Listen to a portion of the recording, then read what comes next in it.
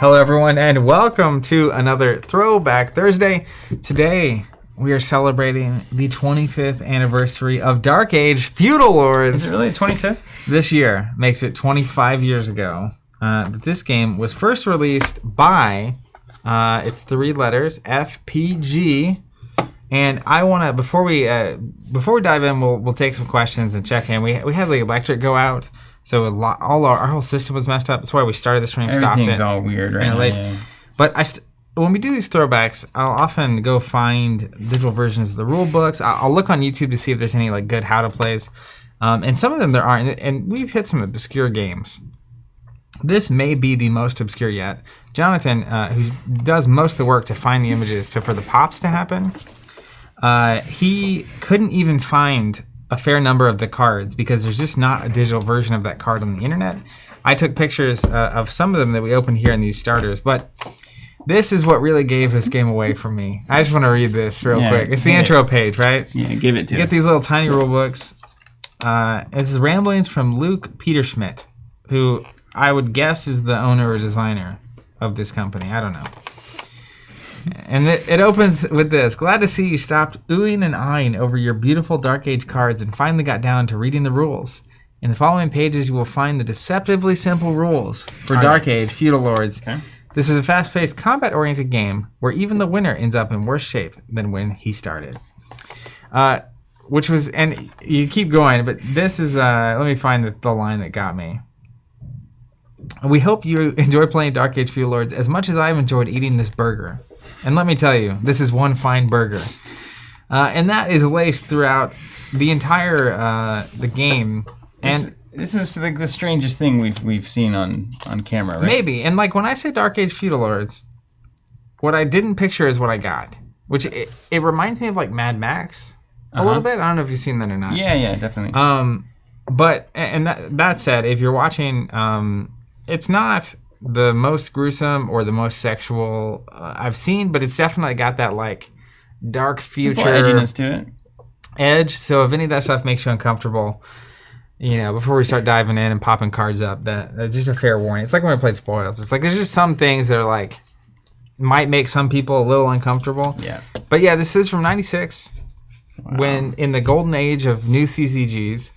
And some of the art, that one I showed you earlier is like it's a really cool piece of art. There's crazy stuff. All this art's amazing. Now, Brahm, everyone says Brahm is the art director, art everything is Brahm's domain.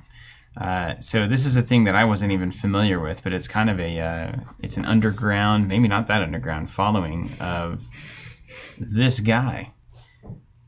And it's just such a strange style on this. Did you see Alex's comment? It says, I sound bassy, kind of Dark Lord vibes. All right, well, Dark Lord I always wish my voice had a little more bass. It doesn't carry very well. Let's pull something up here. Like, let me find an example. Get your favorite. Yeah. Favorite? The favorite I've seen, I think, was in your deck. Just so I can find it. Like, Scorched Earth is a card. And this is what I mean by it's got that Mad Max vibe. This just looks like a character straight out of a Mad Max movie to me. And you can see it. Yeah, look at that. Your reference. That's crazy. But then you have stuff like Enhanced Optics, OPTIX. They're just doing crazy stuff with like the design of these cards and the way they look. And there's really, we're in no man's land, literally, when it comes to this. Speaking of, this is your favorite called Knows the Land. Like KNOW? Yeah, KNOW, Knows the Land. Look at this. Look at this card. Yeah. Wow. The lighting on that's really something else. And also, if you hear the strange death noises you hear in the background is the tape gun, because we're packing up orders and stuff in the background. Yeah. So just to give you an idea of this as well, some of the stuff that may be somewhat disturbing to some people, this is where you would look away or turn it off or whatever. Like Bluff is kind of... Or just aside. Right in the creepy pocket for me. Yeah, but that's... More importantly, that nipple card? Look at Threats. Look at this card. Okay, yeah. It's just a doll with some barbed wire and some skulls. Also, again, just look at this. Look at the template on this. The name of the card is top right, going up, down. I'm pretty sure the name of the card is the smallest thing on that entire card. Yeah, it's very unobvious. But they are prominently featuring the art, which is cool. Then the type of card is over there on the left where it says instant. Mm-hmm. And it's giant for some reason. But then the text is actually like, I noticed this recently. I have a friend who's turning 40 this year who recently got into Flesh and Blood. And he was commenting like, man, either these cards are getting smaller or my eyes are getting worse. Because it's just the text is a lot smaller. Where the text here is very big and prominent. So that is notable. I like that Nicholas in card game graphic design and artwork has really started to feel samey recently. And this is an example of like how different it was in the 90s. All the different games that we've thrown back to are all... They haven't quite gotten to the we're just going to do the Magic the Gathering template of border, art, text, simplified, etc. So there was just all sorts of ways to present information on cards that was being explored. Yeah, and when you don't have any example, like at this point, most people designing or working on games have played a lot of games of that kind. Mm-hmm.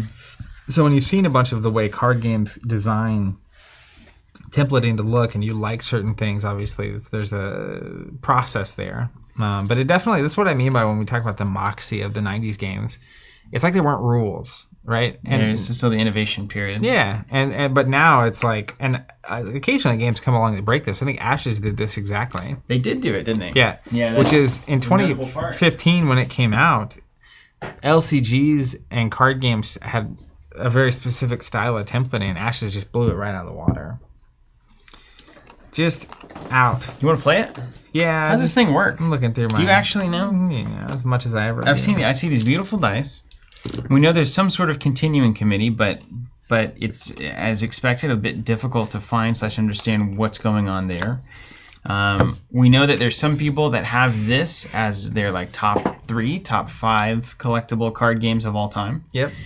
But we also know that it's the only game that we could not find all of the digital card images for so far. Yeah. Of everything that we played some weirdly obscure stuff. It's not in Lackey files. It's nowhere can you find all of the card images for this, or at least we couldn't. Yeah, and so obviously a big piece of that is that in '96 the internet was not nearly as prominent, especially in tabletop. And then not only that, but then like doing the work to get it all scanned in, unless there's like significant long-term value in the cards, a lot of times they don't get scanned in. Yeah. It's just a thing. So here's how you play the game. I've got this little book here. Yeah, if you want to read that, I'll give you some time. Look at this. You think your eyes are getting bad. Yeah, read this. Combat seems significant. There's a lot in combat. It sure is. So you win by scoring 10 points. Okay, we go to top down. Let's get in here. We can go top down. You win by scoring 10 points, Let's right? get in here. A victory point is scored as described by the rulebook. A victory point is scored whenever you embarrass your enemy. Okay, so I'm trying to embarrass you. It's all about shame. Okay. By doing one of the following things: invading their turf, Okay. killing their combatants, or flaunting your superior leadership skills. Okay, cool. Is that like in Smash Brothers where you take the time to do little taunt Little move? things? I don't think so exactly. Okay, so setup. First thing we're going to do is grab a leader card and a controlled location card. This is what a controlled location looks like. I'll find one of those. And then a leader. Now, are these pre-con decks? These are, I think, random-ish. Yeah, those two things kind of mean the same thing in the 90s, don't they? Yeah, they do. Yeah. Are these like starters, like prepackaged starters that you picked up on the internet? Yep, they were sealed this time. That's good. I made sure. So far, so so good. Could have been resealed. Right? Let me find. Here it is. Okay, right at the very bottom. All right, okay, I've got I need to find a leader. Can you find a leader? How much leadership? I think a leader has all the stats on the left. So like this is an example. This is the Patcher. I do believe. Maybe not. Yeah, that's right. That looks right. So you got to go through and you pick a leader. Let me find the leader that I want. Ooh, look at this guy. Meat Hook. Yeah. Bring me all of that. Actually, you know who I want as my leader. Nope, not leader. Ooh, this guy kind of looks like RoboCop. Kinda. The Blessing. There's no questions about it. All right, I'm gonna. This game is crazy. Yeah, just prepare thyself. I'm gonna strap in for this one. Ooh, Ravage. That's gonna be my leader. Looks brutal. All right. So we'll just choose one. 1 leader. One person. Yep. Oh, they have solitaire rules. They do have solitaire rules. Wow, that's actually very relevant. I brought along these tokens. Okay, let me find my leader. Yep. Okay, I can. Goodman is an option. Looks like. Yep. Purity is an option. You kind of knowing nothing. It really doesn't. Let's just get one on the table here. Yeah. I'm gonna choose my favorite looking one. That's exactly the point. But ooh. Initiate of Merc. I love this art. That's a Braum special as well. Let's go. How do you tell it's Braum? Right down there. There it is. Yeah. 1996 Braum. That's right. There's Braum, there's Bolton. There's more Braum. Roofs. All right, you ready? So then we're going to place 3 tokens on your controlled location like I have them here. So you'll see there's these 3 corners on your controlled location. Not 3 corners, the 3 edges. Uh-huh. You have a Great Hall, a sewer, and a... Machine core. Yeah, and I have the Great Hall, sewers, and machine core. So you need 3 tokens to put on there, 1 to represent each of those. All right, I'll use yours. Your gold amber here. Then we're going to grab 5 of the +1 markers. Our Archon set, weirdly appropriate. We actually built it with this game in mind. Yeah, I was going to say, I remember... Did you not remember that on the I remember that conversation, yeah. It's like, in case that Dark Age game ever comes back into fashion, we just need to prepare this token set. It's multifunctional, really. So you get 5 of these, and these go next to your leader, which we'll come back to that in a minute. Okay. Then you can play any artifact cards that you wish, up to 1 on each location. I don't even know if we have artifacts in here. Let me check. I'm sure we do. I think I saw some. Does it say that is a card type over there? You'd think that it would, right? A weapon is a weapon an artifact? Nope. Supply an artifact? I think an artifact would be like something that's in that location. Is that maybe something they don't give us in the starter? Maybe not. Yeah, that's what I'm wondering. I'll tell you what. I'll run the glossary. Artifact.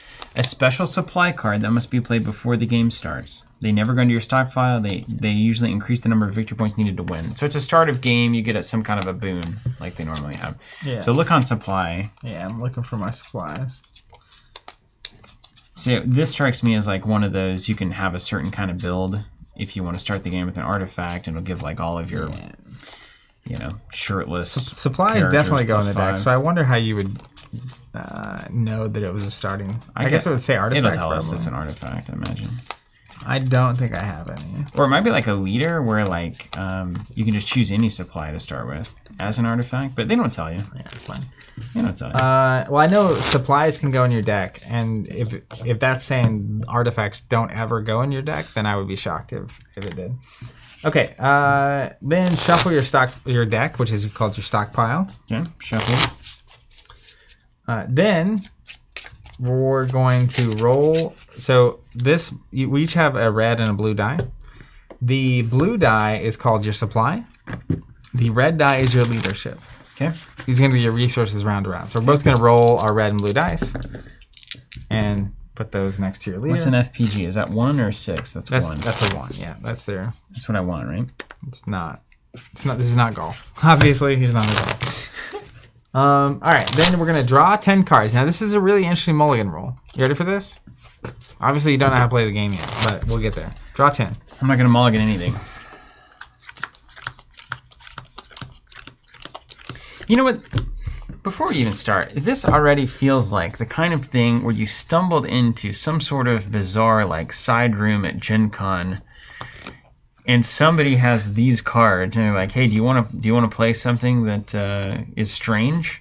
And you're like, "Yeah, I'm at Gen Con. Let's do it." I sure do. And then you're just like, "I have no idea what I'm about to get into," but it has a certain gravitas to it that is like really, it's really hard to explain.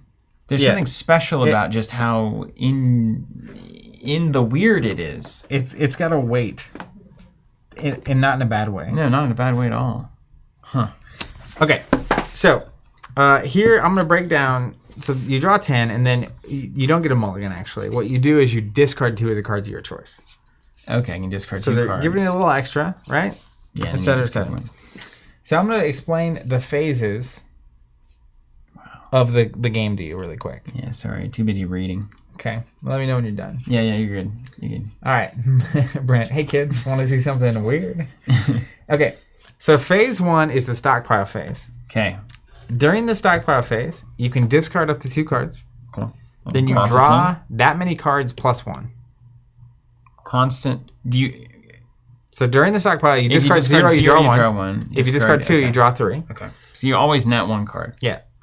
That's the stockpile phase. Then there's the draft phase, is when you're playing cards. You can attempt to draft 1 character per turn. Put it into play. Draft 1 character per turn. To do so, you have to pay 1 of your leadership points. So you spend it, it goes down to 4, whatever it is, right? And then you play any 1 character from your hand face up. Then you roll a d6. This is to play a character. Yeah, and sometimes you just don't. Here we go. Is it sometimes you just don't? Oh, yeah. So if the roll is equal to or greater than the character's control, so as an example, like I have this X sight character. He's easy to play. His control is a 1, right? Yeah. So I spend 1. I roll a d6. You can't possibly roll lower than 1. I think that's a 6, yeah. I roll a d6. If it's equal to or greater than the character's control, the character is successfully drafted. If you fail, you discard this card. I love it. Okay. Now, here's the thing. You can spend additional leadership before you roll. To buff your control To roll? buff your stat. Okay. Yeah. So you're trying to play like a 5 control thing. I could spend 5 and know it's going to happen. Okay. Right? Yeah, right. I like it. So you got it. Then... after you get 1 character a turn, of course. That's what you can do. I also just like how the D6 isn't even done the same way as a normal D6. Right? Oh, yeah. It's like the 6 is a circle. Because why not? They went for it. It's like a hazard sign, too. You see that? That's what that little symbol is. Like the hazard logo. Okay. Supposed to be. Yeah. It's trying to be. It looks more like a clover, if you ask me. Clover, a bird. Okay. So then, after that, we get to the action phase. Right? This is when you can play stuff. And you can do these in any order. Okay, play anything in any order. You can arm characters, so you can put weapons on them. Worth noting, gear, etc. Characters can only have 1 of any named weapon, so you couldn't have like 5 of the same thing, kind of a thing. Yeah. And they can only have 1 of each. They have 1 of any given card, and then characters are limited by their weapon and skill stats. Okay. So as an example, weapon X here. Is that defined somewhere? Ravage, yeah. Ravage can have any number of weapons and multiples of the same grenade. So this particular character is really good at weapons. But like your character can have 1 weapon. One weapon. Got a weapon stat. 1 skill. 1 skill. Presumably, yeah. Okay. You can add supply cards to your I don't think that's the right word. It says unpacked locations. Untapped? Hold on. Unattacked? So far, I'm with it. Ooh, now there's some weird symbols. Unsacked location. Unsacked, so something you haven't sacked. Yeah, so these tokens mean that you haven't lost them yet. Okay. So you can add a supply card to, and each location can have 1 supply under it. You know, like if this was a supply. And then if that gets sacked, so does this supply. Oh. Because that's what that city or that area is providing you. And we're going to supply those things for a reason. Is that the Usually idea? the supplies give you some sort of benefit. Okay. Also, destroying your opponent's cities is going to score you points. Yeah. Of course. Like you. Yeah. So supply cards can be attached to any unsacked location on your controlled location, which is this. Okay. That doesn't already have one. If a location with a supply card is sacked, so as a supply card is worth 1 victory point to its controlling player. Okay. So that's potentially 3 of your 10 points if All right. you have supplies down. Okay. You can also initiate combat. Do the supplies have to be supply cards down there? Yes. Yeah. You can also initiate combat, which we'll come back to in a second, because that's the most complex part of the game. Yeah, we won't even think about it. Phase 4 is called the resource phase. What could we do? Roll our dice? If your hand is less than your minimum hand size. What's your minimum hand size? It's one of these stats. Oh, yeah, we got 3 things under the character. Yeah. Like if you pull up Initiate of Merc, Bryce, I've got a 9 and an oblong circular thing down here in the bottom left. I've got a 6, 10, 12 in the middle there, and I've got an 8 to 11 on the right. That's my HD number. To the books. Oh, here it is. Minimum hand size is usually here. So what does NC mean? Ooh, it's a letter-based minimum hand size? That's weird. Maybe that's not a leader. Let me see if I have a character in my deck that has a minimum hand size. Oh, now we're getting somewhere, aren't we? All right, there we go. Okay, that's so- he's got a little leader symbol. Yeah, this all looks right. Otherwise, it seems like they just have like their faction symbol. As much as I like that character. I'm gonna bet we both have one. I have one. Yep. My leader is the White Reaver leader. Oh, it said leader on it. What? Give it away.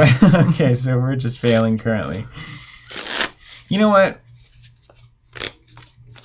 Part of the stream here, part of this is really just reliving what it is actually like to try to learn something like this. In 1996, before there's YouTube. We don't, in case it wasn't obvious, we don't spend like hours before this stream like figuring out exactly how to play it and Speak be like, for yourself. and here's how it goes. This is not that video. This is about capturing, it's a time capsule of what we actually did.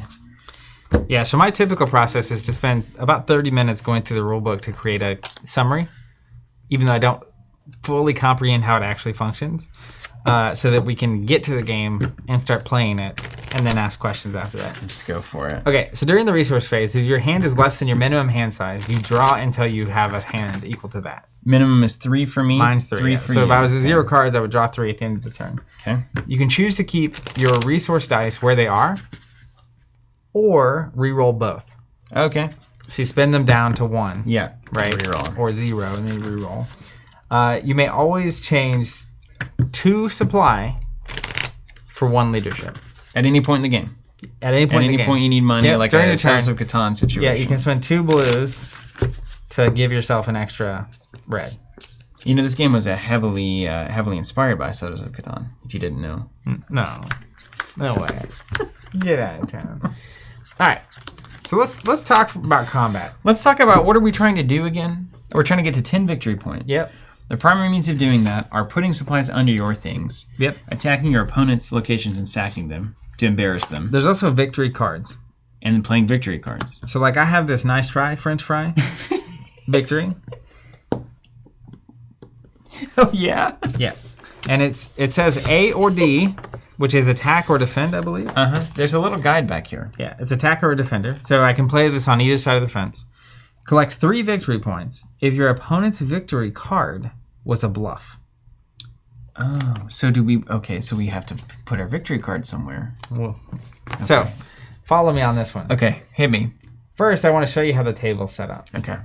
So the first is your controlled location, your leader, then your stockpile, which is here, and your discard pile. Technically, would go next to it. So it doesn't really matter. I'm going to put this down here, and my discard pile is going to go next to Okay, it. our stockpile is going to be down here. Yeah.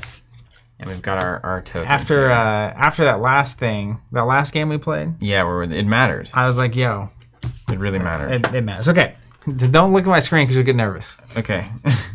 This is the combat summary. Immediately looked at it. Summary. You ready for this? Summarize it for me. So if you initiate combat during that phase 3, which you can do.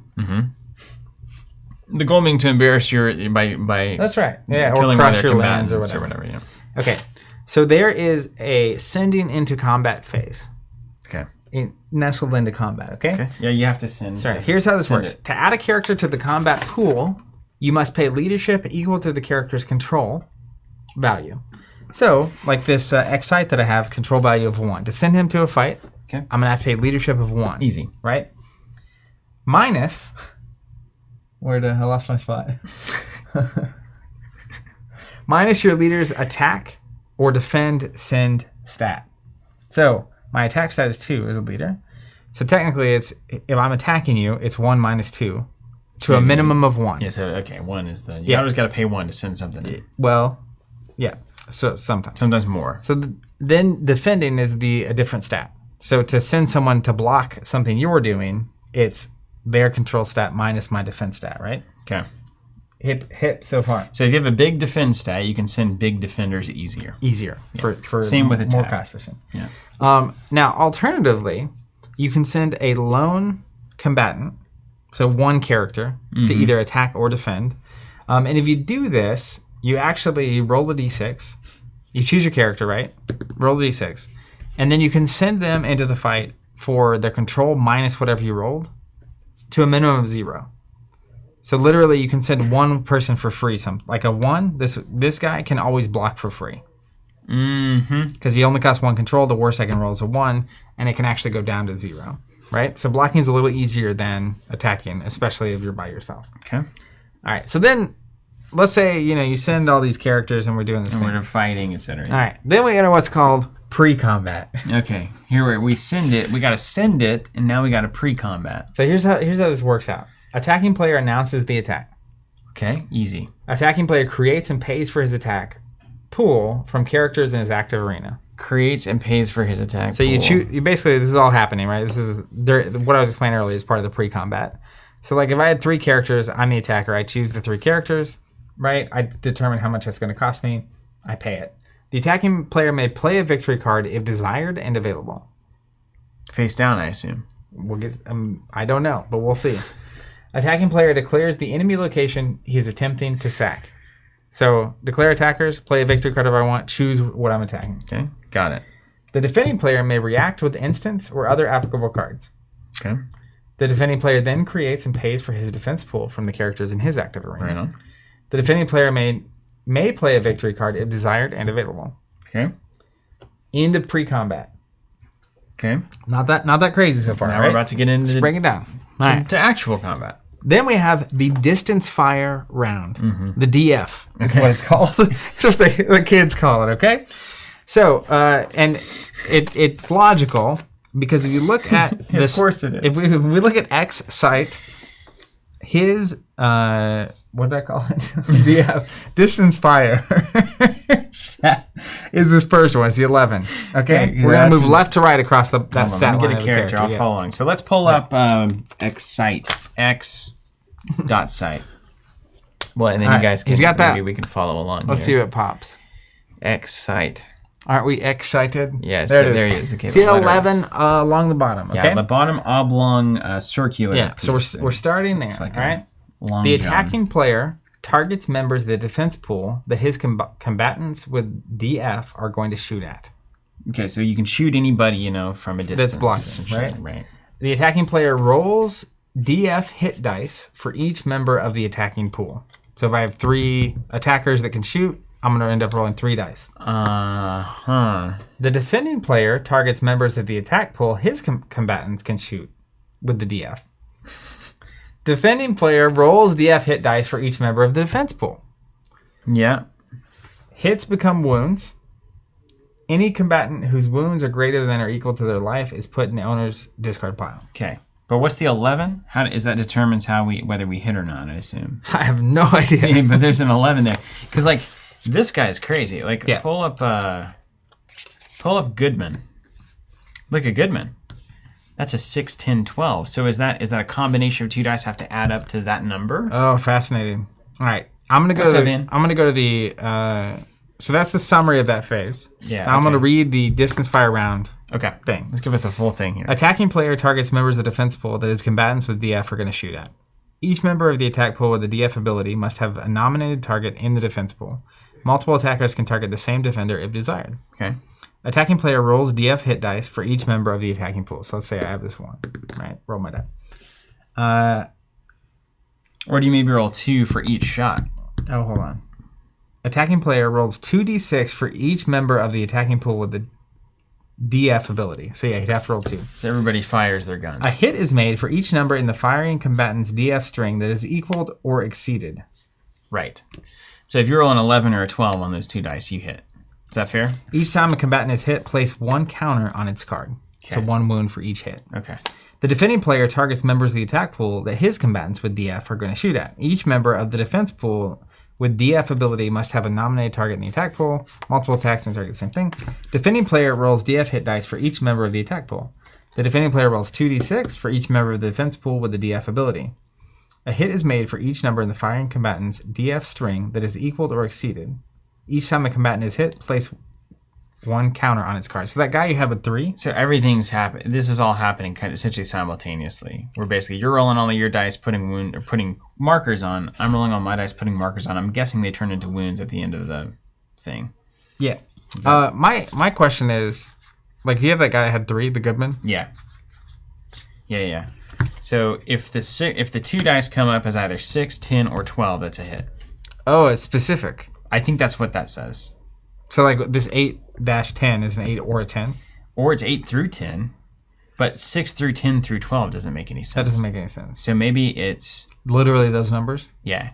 Because anything over 8 hits, or anything over 11 for you here hits, right? It said if it matches it or higher. Well, that's weird, though. A hit is made for each number in the firing combatant's DF string that is equal or exceeded. Oh, I see. If you roll a 12, you get 3 hits with this guy. Oh, yeah. Right. There it is. Right. Each number. So, and then like on this middle guy with Excite, if you roll a 12, you get 2 hits. That's or right. It is. Yeah. Oh, we nailed it. Yeah. We got it. All right. Hits become wounds. So those tokens become wounds. Since blocks are not normally allowed in the DF round, any hits on a character automatically become wounds. So during the close combat, which we'll get to in a second, you can block. Okay. Which we'll come back around to. Well, that's handy. If at the end of the round of combat, a combatant has wounds equal to or exceeding the life stat on its card. So Your life of 1. Yeah, little. The combatant is considered killed and is placed in the owning player's discard pile. Okay? So then we get to the close combat round. So that's the, we all, So there's the closing moment where all the shots are getting fired, and then if you get in... And one of the key differences with close combat is attack.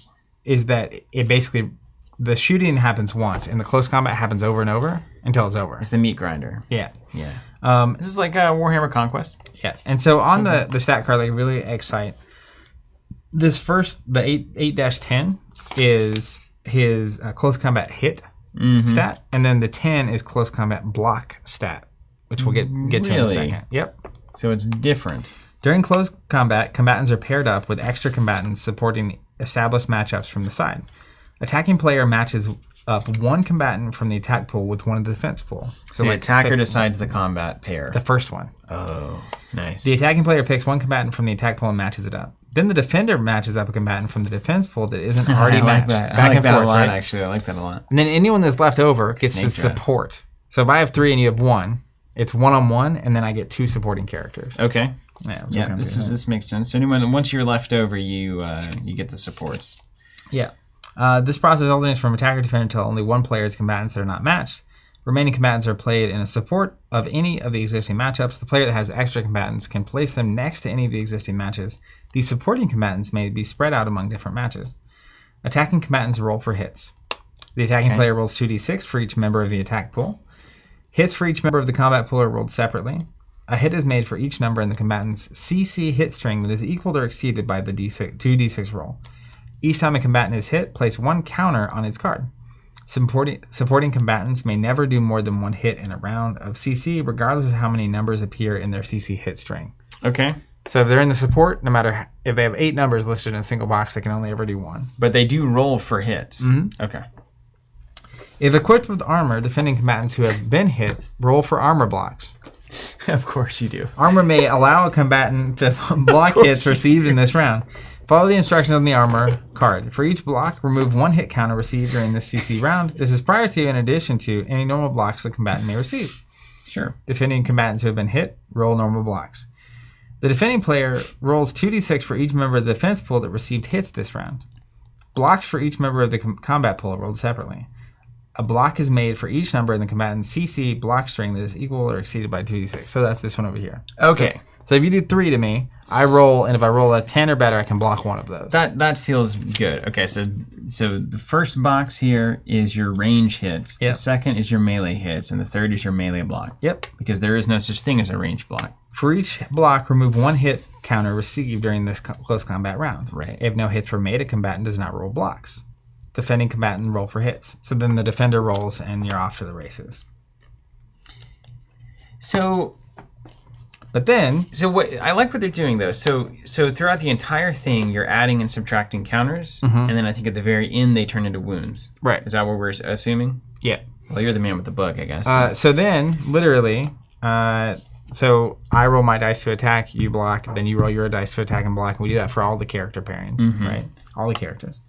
Okay, then, at that moment, hits become wounds. Okay. Any unblocked hits on a character become wounds. Any combatant whose wounds are greater than or equal to their life is put in their discard pile. If at the end of the round, a combatant has wounds equal to or exceeding life stat, they're gone. Close combat round 2. Do it again. All combatants without matchup opponents choose new ones. At the start of the second round, if one player has combatants who don't have any matchups, usually because they've killed the ones they did have, that player must do one of the following things. Become embarrassed. Attack an enemy supporting combatant from the previous round, thus forming a new matchup. Okay, So so get like, paired yeah, up. if there were extras, no, yeah. Or become a supporting combatant of an existing match. Right. From the first round of close combat, repeat. Attacking combatants roll for hits, etc., etc. So you basically keep going.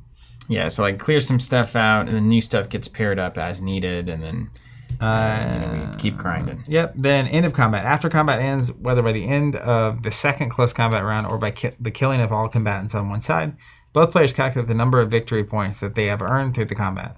Players record accumulated victory points by placing 1 token per victory point gained on their leader card. Attacking player gains victory points if the location where the combat occurred was sacked. If there's at least one combatant in the attack pool but none in the defense pool, the location that was attacked is considered sacked. The attacking player gains 3 victory points. Oh my gosh. In addition, the counter, if one was present at that location and the attached supply card are removed from the defending player's location card. If the location had no marker, had already been sacked once, the attacking player only gets 1 victory point. Okay. So you can score 9 points there, right? Yeah. And if you have any supplies down, they're also worth points. Yeah. And then if you sack a location a second time, you only get 1 point from that. Okay, but presumably if they never play a supply card, you could sack. Game over. Game over. Yeah. It's a classic 4-sack game over. That's right. Definitely a big tactic. If a condition on a victory card was met during combat, gain the appropriate amount of victory points. Some victory cards have an effect that does not resolve until later in the attacking player's turn. These cards still must be disclosed at the end of combat. After the victory card has been resolved, it is discarded. Players who scored victory points from victory cards place 1 token per victory point gained on their leader. Okay. For each enemy combatant killed during a combat, roll a d6. This is called a control victory point roll. If the roll, if the roll, the Microsoft paperclip comes up. He's like, he's got the eyebrows. If the roll is less than, but not equal to the dead combatant's control stat. Less than the dead combatant's control stat. Not equal. Less than 1. So this is guy's impossible. a 1. Right, but if I had a 2 control. Well, let's look at 1. You roll a 1. Let's get 1 out here. Oh, looky here. Ravage. Look at Ravage, man. Look at Ravage. 6 control. So you roll a d6, yep. And as long as it's not a 6, you score a control victory point. If the roll is less than but not equal to the combatant's control stat, you gain a victory point. For each victory point gained, add 1 to your leader card. So it could go weirdly quick. Yeah, but it's a 4-life card, so like, yeah, that makes sense that would be. Okay, so let's just wade through this like the old lazy river of that's all we Dark got. Age. That's 90s. all we got. Was this a 90s game? It sure looks like it. Yeah, 96. Yeah. Okay. All right. So I'm going to discard 2 cards that I don't think I can use. People don't really make art like this anymore. We were talking about this the other day. I just don't see as much of this kind of art. Have human beings just become different in their perception of things and their ability to transmit it? Is it just a fashion style of the times? Maybe. Just a certain vision. Is it like how we don't, draw cave paintings anymore? Is that kind of thing? I don't know. I'm just trying to figure it out. Okay. I have 10 cards. I'm going to get rid of 2, as the rules instruct. We're going to proceed. Is there a handy chart of the order of things? You know there's not. No, there's... the back is kind of helpful. How much leadership? To add a character to your attack pool, control minus... You see, if it were just... Okay, this is all fine. What's an LD? 1 leader to attempt the draft. Okay. I'm going to keep mine here if you can walk me through the phases. Yeah, I will. I'll go first so I can, we can make these. Okay. Stockpile phase. I can discard up to 2 cards. Now I draw that many plus 1. Yeah. So I already discarded my standard 2 that you have to at the start of the game. So go ahead and pick 2. I need to pick 2 and get them going. Okay, so I'm going to nothing like making big decisions before you even start. Let's just go. What's a task roll? Asking for a friend. No idea. Yeah. Okay. Well, that one's gone then. I don't know what it is. I'm not going to play it. I had 2 cards that said play immediately after you roll a resource die, which we already did, so you can't play it. And I just got rid of both of those. And what's the DF round? That's the shooting round. That's range combat. Distance fire. Distance fire. Nice. And what does a circle relate to? If it says -1 circle, oh, there it is right there. Short for DF. -1 DF. Okay. Wow. That's So- an interesting way to do it. +1 circle means add 1 to your 2d6 roll. So you subtract 1 from the d6 roll. Okay. And that is, I wish you guys could see this section down here. It's pretty astounding. And we put skills on, yeah, because everything can have skills. You got it. Right. You basically are an expert now. When part of your defense pool you may choose for the duration of the combat. What are they? Okay, and then depending on where we fight, there are 3 abilities. Either we're all combatants are -1 block in close combat. That's on the Great Hall. Do you have the location card, Bryce? Can you pull the location card up? It says Great Hall on it somewhere, and Machine Core on it somewhere, and Sewers on it. Yeah, you got it. Nailed it. All right, there it is. Okay, so these are the 3 locations that you can sack of your opponents. If you fight them at the Great Hall, I'm going to guess all of your stuff is -1 block if you come to my Great Hall. It does say all combatants, so I guess it's not all of yours. Everyone. It's just everybody. It's just close combat is harder to block because you're, I guess... I also like the no and distance stuff. fire round. So if you're like more a melee list, you could just keep fighting in the sewers. Yeah, you go to the sewers. There's no... Now, I could shoot a gun in a sewer. I'm pretty certain. But I'm not going to take that to Dark Age. I'm still able to suspend my disbelief. Oh, I'm glad that you could still get into it. And then Machine Core is only 1 round of close combat. Well, what happens at the end of that 1 round? Just the wounds are applied and everything goes back home? Yeah. Basically? And if because you basically have to clear out whatever your opponent blocks with in order to sack the location, right? Which is the big victory condition. Okay, here. All right, I'm getting rid of this one as well. So now it's my stockpile phase. I'm going to discard 0, so I draw 0 + 1. Then we're going to go to the draft phase, so I can try to play 1 character. Only 1. You only can try to 1 draft per round. 1. Okay. Yeah. So Can you get, if this is on a 1, can I spend it and go to 0? yeah. Yeah, okay. I hope so. Otherwise, that roll is kind of a bummer. So I'll just give you a reminder. To attempt the draft, roll the character's control or higher on a d6. So I'm going to play Excite. Okay, you did It's it. a 1 control, so that's going to cost me 1. And I'll roll d6. It's obviously more than that. Uh-huh. So we're fine. I get to draft that character. Okay. You may sway. You may only spend up to your leader's draft to sway the roll. Okay, that's important. So you see your draft skill is 0. You can't modify your leadership die by spending points. Also, I've got a 2 though. my ability says if I fail my draft roll, I can attempt to draft another character. You may use this ability only once per turn. Okay. Okay, so you're less consistent, but you have 2 shots at it. Yeah. Okay. So I played Excite, and then we go to the action round. So this is where I can arm characters, add supply cards, and initiate combat. Okay, this is the money Yeah. round. Now I assume I can't initiate combat on the first turn when you have nobody out. I would hope that. Yes, that would be my hope. Because if not, then I just sack something. And There then any summoning sickness or anything? Hold on, let me see if I can get to the first turn. you got to get to the draft section. Oh, here, this is important too. Oh, this is really important. Check this out. A natural 1 is always a failure. Yeah. Okay, cool. Yeah. So welcome to role-playing games, right? Yep. Uh-huh. Initiate combat. Yeah, okay. I'm a Sexy Dinosaur says, so were these developers trying to come up with the most convoluted way to play a card game? And then he says, my grandma would probably think you were trying to summon a demon just by listening to these rules. Leadership 1 rule. Ooh, there's some rules in here that we don't want to get into. Agreed. If you roll a 1 on your leadership die, that's the red one, Yep.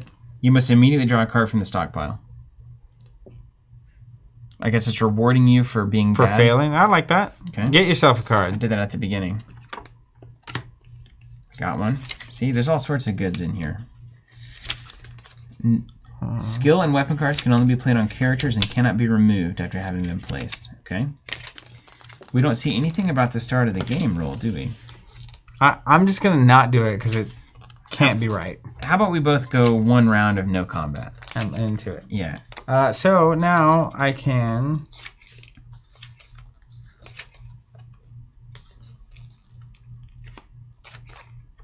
This is just unbelievable. It's insane. If you run out of cards, you're stuck. You don't draw any new cards. Nailed it. Okay, that'll be my turn. Okay. Did we walk you through? What are these markers and stuff? Yes. Okay. Walk me through. We'll get through it. Phase here. 1 is stockpile. You can discard up to 2 cards, and then draw that many +1. I'm gonna go 0 + 1. Okay. Then you get the draft phase, so you can play 1 character or attempt to play 1 character. Okay. I'm going to attempt to play 1 character. I'm gonna attempt to play Banger. Okay. Wait here. Let me mirror your situation here. I like putting these tokens here. I don't even know what those tokens do. They're markers, aren't they? Are they called markers in the game? Because I just read something about markers they didn't understand, and that would explain a lot.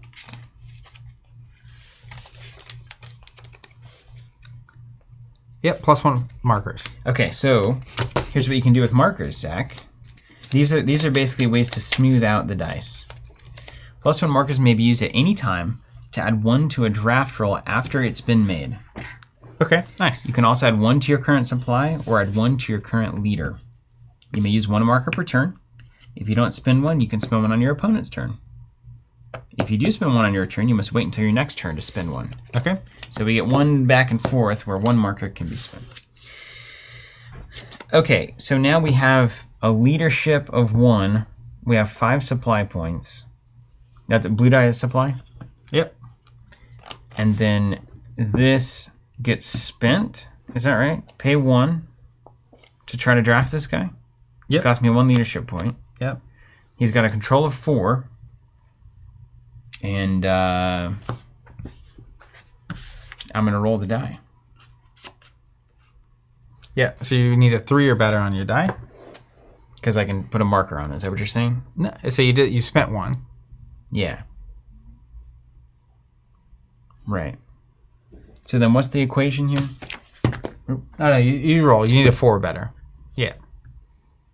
To draft a character, roll the target character's controller higher than a d6. 2. Failed. Draft the character. For each additional leadership spent, you could, but I didn't have any extra to spend.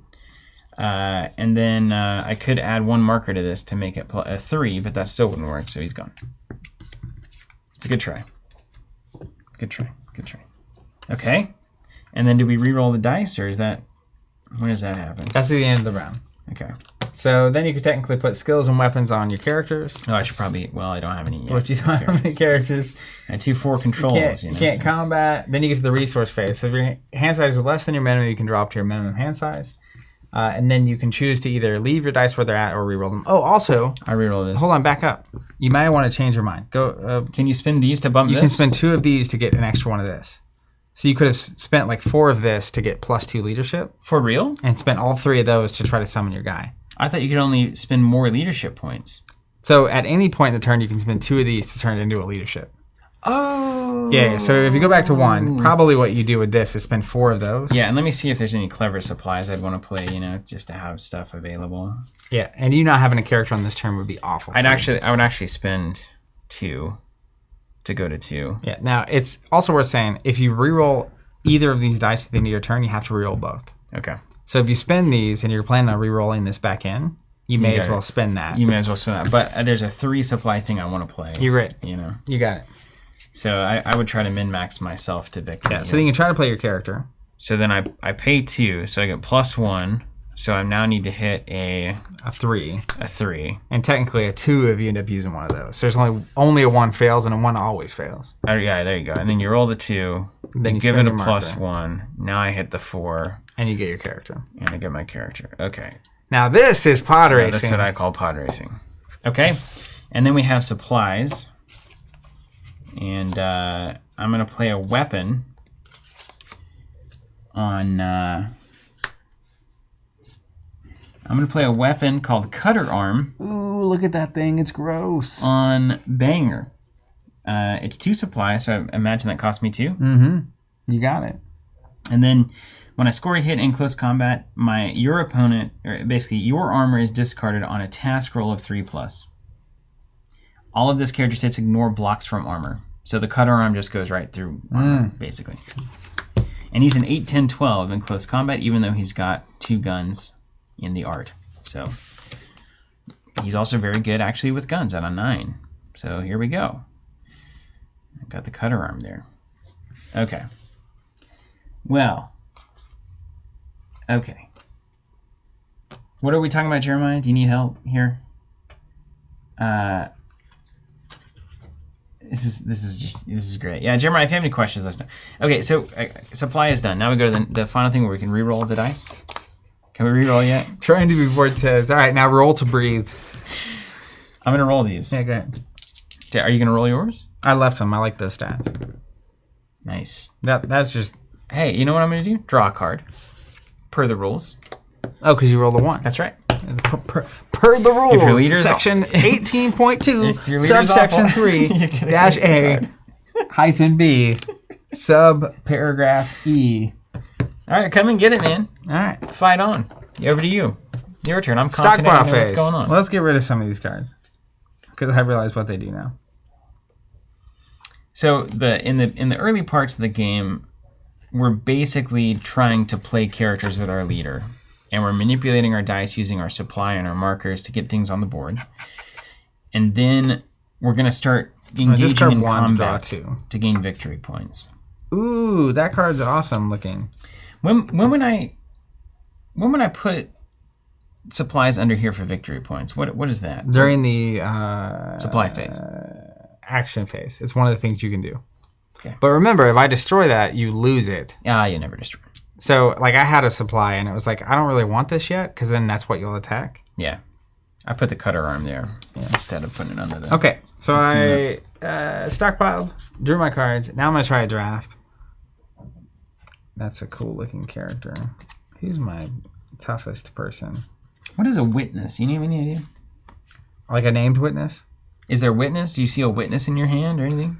Oh, you know what? Was it in the book? Yeah, it's in the glossary. Yeah. Hold on. So check this out.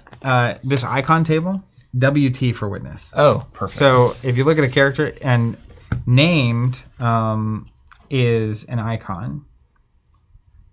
So like if it has the triangles, like I have the Disciple of the Fall, which is maybe what you're looking at. No, I'm not. Okay, mine referencing witness. So if you look at Disciple of the Fall, it's got these triangles. Yeah. That means it's non-unique. Oh, okay. Whereas if you look at the White Reaver, it doesn't have the triangles, right? Or X-Height doesn't have the Banger triangles. as well, yeah. So that's a unique character. Yeah. Okay, I'm going to try to play, speaking of that, I'm going to try to play this Disciple of the Fall. So 3 control. Awesome art. I'm going to spend my 1. Yeah, I love that.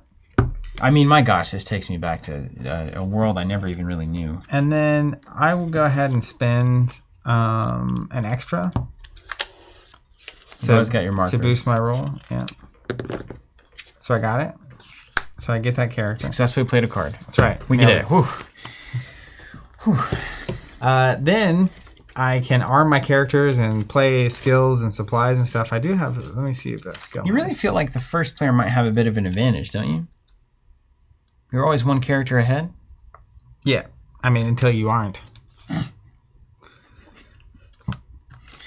I mean, it's combat rules. So you could have one character just light me up. Yeah. I'm going to go ahead and play a skill because this can have 1 skill in it. Cost me 1 leadership. It says, when this character is in my combat pool, I gain 2 supplies for every weapon-equipped combatant killed in this combat. Oh, wow. This is called Bounty Hunter. So... prepare thyself. I'm prepared. Okay. Then I will go to the combat phase, and we're going to party. Let's combat, man. I want to roll some dice. Let's take a look. What's the -1 triangle do?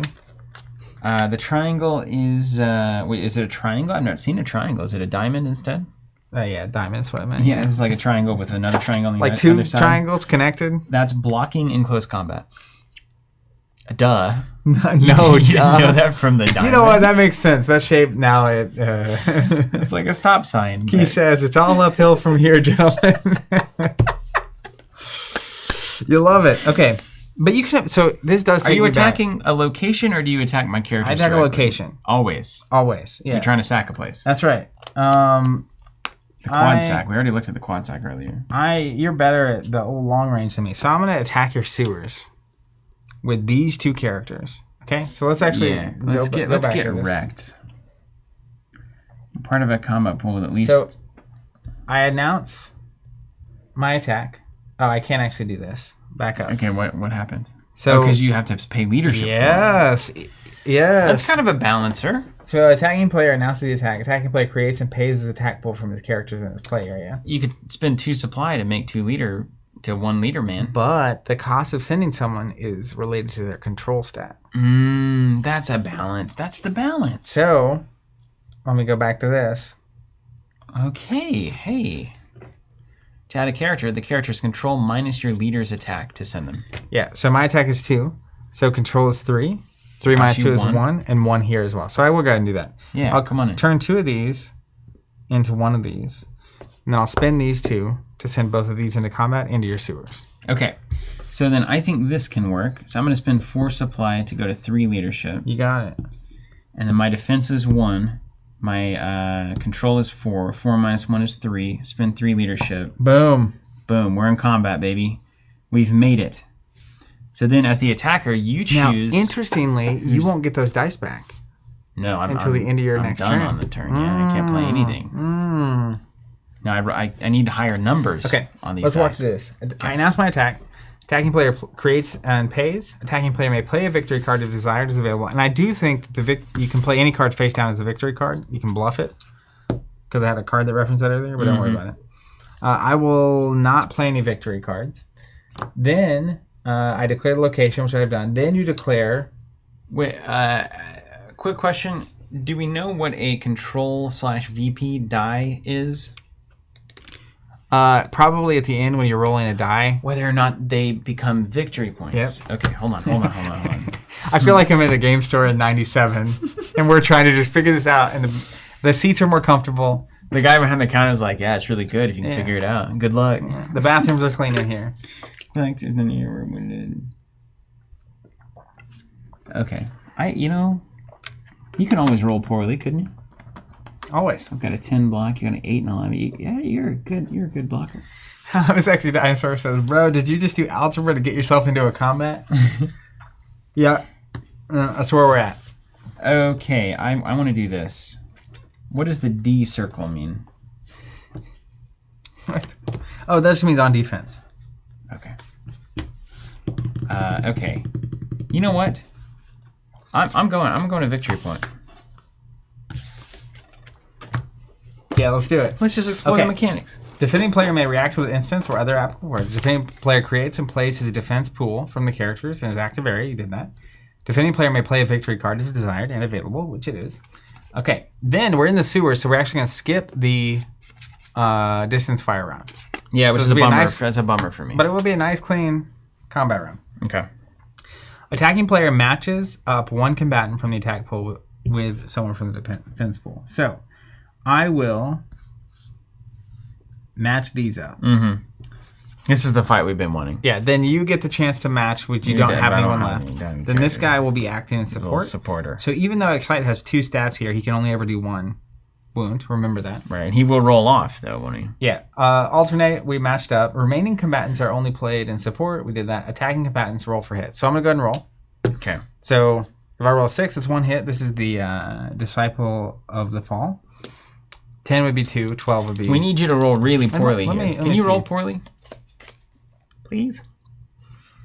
All of my stuff that would be really good here requires leadership points. But I can't just let you sack my stuff.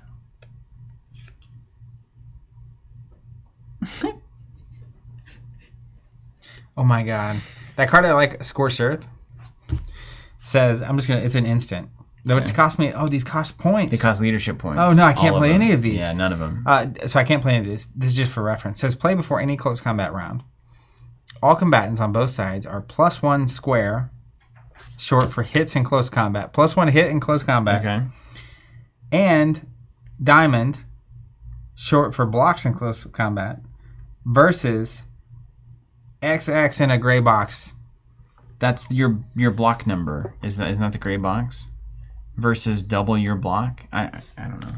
I'm just going to discard that in a minute. Yeah, that's really impressive how hard it is to understand. Okay, so I will go ahead and make my attack roll. and I got a 7.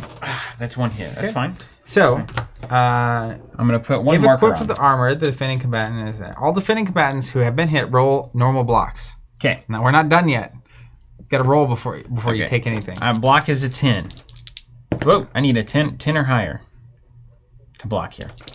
Wait, do I have any bonuses? No. 4. Okay. If equipped with the armor, all attacking combatants who have been hit roll normal blocks. So wait, hold on. Okay, then I got I got the thing on. I've Right, officially been hit. Yeah. So then defending combatants roll for hits. Okay. 8, 10, and 12. Here comes the money. It's a good roll. It's a 10. Okay. So that's 2 hits. So I roll for defense. Oh, and your block on 8 and 11? I got a 6. So I got none. Great. Unblocked hits become wounds. So I take 2. And I take 1. And my life is a 2. My life is a 1. Does this guy attack me? Oh yeah, he's supposed to attack you as well. So I also attack you. So 8 and 10. I rolled a 6. Nothing. Nothing. Yeah. Yeah. So Die. unblocked hits become wounds. Okay. This goes away. All combatants without matchup opponents choose new ones. Repeat steps 5 through 12 as shown above. All right. Attacker rolls up. Here we 8 go. through 10. 6. Oh, yeah. No. Here comes the wait, hold on. Okay. +1 square. +1 hit in close combat.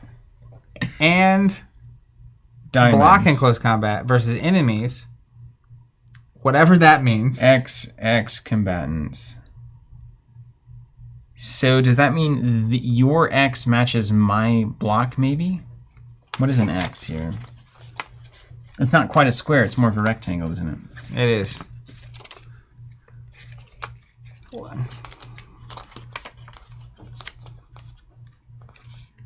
We'll be there.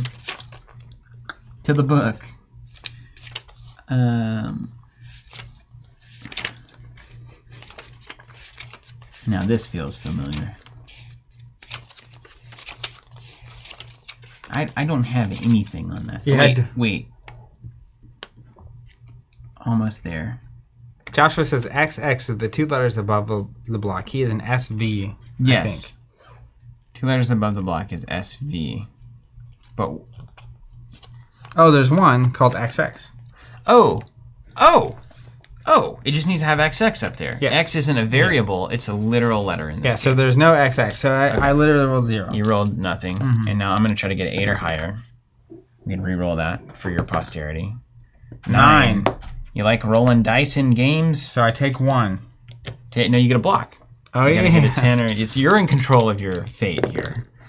Of course, a 3. Nailed it. Garbage. He loses. So you successfully defend. That was worth it. I'll just lose all my stuff. Okay. Check this out. So the attacking player gains 1 victory points if the location was sacked. Players collect any victory points that are entitled to them from their victory cards. What was your victory card? None. If I took no wounds, I would gain 1. Nailed it. Each player rolls a control victory point die for each enemy combatant killed in the combat. Okay. Control victory point die for your guys. Yeah, and I don't remember what gets you. Oh, if you roll less than their control. So you can't get it on Excite. But on the Disciple, if you roll a 2 or a 1, you would get a point. No points. Yeah. Okay. Then we'll go to the end of my round. In which case, I will re-roll my dice. And I will draw a card because of that one. That's right. That's your grand strategy here. And over to you.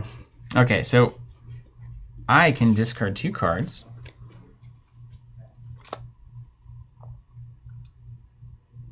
Man, if I had played a different victory card, I would have wrecked. Luckily for me, you did not. But we didn't know. You don't know what the dice are going to do, so it's very difficult. Make a task roll. +1 for the rest if you fail. We were so close. So I had one more wound. Come on.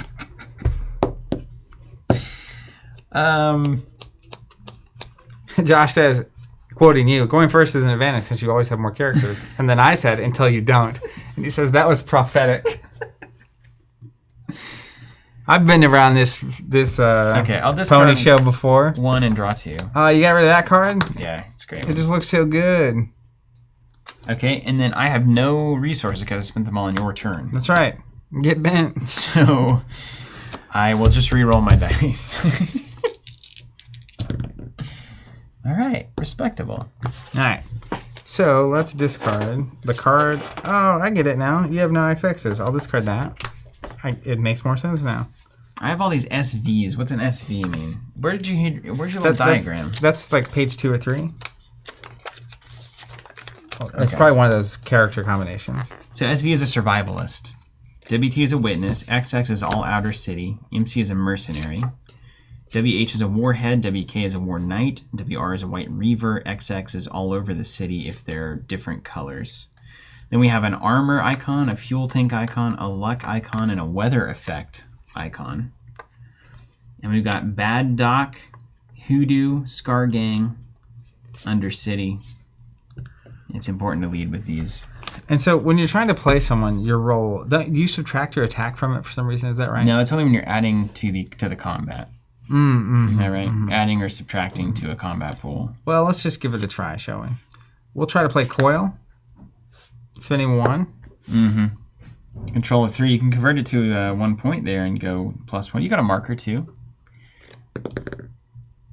3. Got it. Nailed it. And then...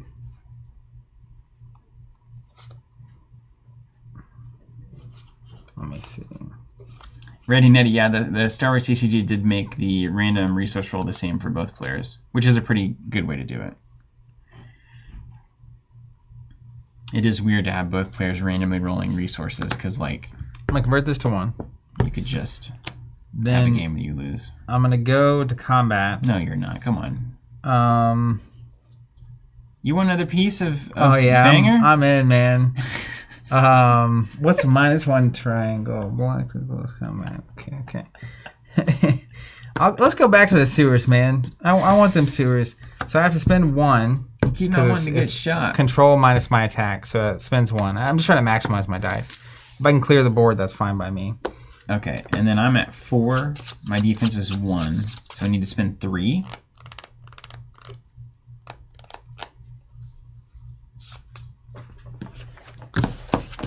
You're giving that tempo pressure. All right, I'm gonna spend 3. Here comes old Banger. Banger's back in the game, man. You need another character called Mash. And then, do I play instance? You can play instance now. Yeah. Okay, let me see if there's anything. Oh, I can play a victory point too. Okay, Oh yeah. Hold on. I'm gonna play a victory card. Sending solo combatants or defenders Oh, is that free? is easier. So you actually have your 3. So you roll a d6, and it costs you 1. 4 minus 1, which is 3 still. Okay, cool. Yeah. But if you roll the 4, it'd be free. Okay. So you basically replace their defense stat with a random roll, or in addition to. So if you're doing a solo, it's their control minus a d6. Okay, you don't even care about the Yeah, leader and it because can they're be fighting by themselves. And it can be basically. 0, yeah. They have no leader. So I'm going to spend 3 to put them in. And then we play victory points. So technically, I may be able to do the same thing. Yeah. Yeah, so I get to go for free. I still have one of these floating. Cool. I like that. Thanks, Michael. Chris says, a Throwback Thursdays t-shirt slogan. What does -1 triangles mean again? Okay. Yeah, Josh, we caught the Stephen rolled to try to get victory points. Yeah. All right. So here we go. You're the attacker. Have you played it? Do you want to play a victory card? I do not. No. Okay. So then you roll attack skis. Yeah, so we skipped the range combat. That's right. Because you keep coming at me in the sewers. You're like right. little sewer man. Little sewer man. Let's get you a classic D10 for victory points. What do you think? Okay, great. I like that. One day when I finally get those. It'll feel Yeah, it's got a 0. Look. We're on 0. That's right. All right, so a 10 or higher is a hit. Yeah. Or yeah. 8. It's not a 10 or higher. Failed. Okay. Now do I send some back at you? Hold on. Okay. Now can you use a marker on this? I'm gonna use an instant. Okay. I'm gonna play Lucky Blow. Spend 1 leadership. Reroll a close combat hit or a close combat block for one of my combatants. Okay, so keep in mind, these markers can always add 1 to your draft roll after it's made, 1 to your current supply, or 1 to your current leadership. Once per turn. Noted. So if you need a leadership point out of nowhere, you got it. 6. Failed. Great. All right. Looks excellent. Your chance to shine. All right.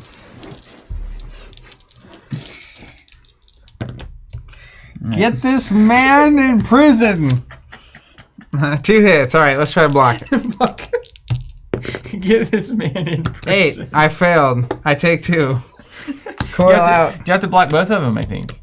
Each hit you roll for, I think. No, I think it's just the max number of blocks I can get is 1. So I would definitely take 1. Right. All right, so then at the end of the combat, you get a roll, and if you can roll less than a 3. Now, hold on a second. I actually have something that makes me not do that. Collect 3 victory. If I kill my opponent's highest control combatant, do not roll control VP die for this kill. Wow. 3 for old Banger. You like losing at this game? Cutter Arm only says they can't roll off of armor. So I don't think you have any armor on, right? Mm-mm. I don't think, unless it's a natural. All right, then he goes home. Banger's the new leader, man. Your turn. Can I make him the new leader? How do I get more? Okay. I'm gonna keep the hits coming, man. I can just send him at you now. You have no points. You can. I can convert. I can marker. Oh yeah, and it's undefended. I rolled the 1 blue. That doesn't draw me a card, eh? No, it doesn't. Okay, instead what I'm gonna do. Oh, I get the drawy stuff. I'm just gonna draw 1. I'm just scared. And then let's convert 2 supplies to, or convert to 2 leadership. So lose 4, gain 2 there. And then I'm gonna spin a marker, gain leadership. And then I'm gonna spend 1 leadership to try to draft Bunker. Bunker and Banger. And then I'm gonna spend 1 leadership to increase the roll chance. Oh man! I'm currently at the control of the 3 minus 1 for my thing. So I need a 2 or greater. Give me 1. Nope. 4. Bunker's in. You only roll the 1s when you get the free points from it. All right, you got the draft in. What's next? Okay. Well, now to make a party. How do I make a party happen? Let me tell you. Attacking player announces the attack. Hold on, I gotta play something. I'm gonna play a Kim mask. That looks cool. On Bunker. To use, make a task roll before close combat starts. On a 3+, I'm +1 squares and diamonds. Okay, great. And then if I fail, I'm -1 squares and diamonds, which I think is blocks and hits in the close combat there. Okay. So if you send 1 character, because I don't have anyone out to lot, you're gonna win. Yeah. And then you can roll if you send him, you roll a d6. You have to pay red points equal to 3 minus whatever you roll. So -2, so it costs you 1. Okay, 1 point. 3 minus. And 2. where are you sending him? We're gonna send him to the sewers. Okay. So head into the sewers. Back at you. I'm coming back the way you came. I can play instants. I'm not gonna play any. I could block. I can't block. So then it's unopposed basically, and we're gonna skip all the way to the end.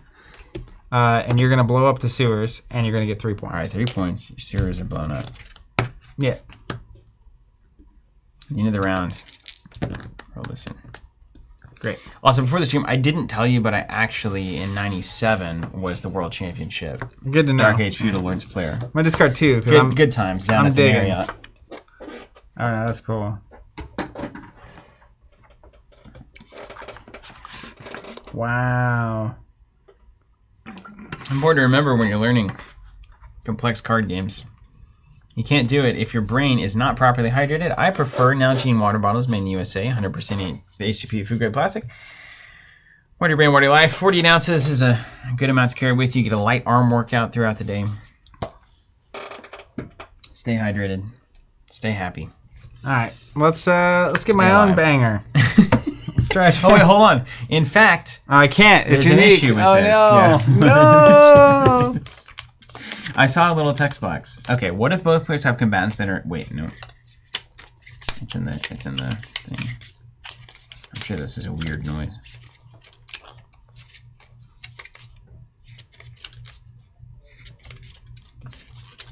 Okay. There are 2 types of characters, named and generic. There may not be multiples of named characters. You may not attempt to draft a named character, so you can't draft Banger. All right. Instead, I'm gonna play the Pastor. All right. Nice. 3 control. Looks very hopeful. I'm gonna spend 2. Yeah, so you get -1. So you simply have to hit a 2 or higher. Yeah. Got it. Easy. All right. Then I'm gonna arm. I'm gonna spend a supply to play a targeter weapon. Oof. Add 7 to the character's combat string when used as a lone attacker. So it's now a 7, 8, 10, and a 7, 9. Oh, very cool. Yeah. It's only on DF because the little circular box. DF 7. It matches the little I oblong. see. Yeah. You got to get really good with shapes with this one. Taking me back. Yeah, back to my childhood. Shapes. All right, let's party. Yeah, keep coming in, man. It hasn't gone poorly for you at all. I'm gonna pay 1. This is actually there's 2 here. I roll a d6, so it's 3 minus 6. Cost me nothing. I'm gonna swing at your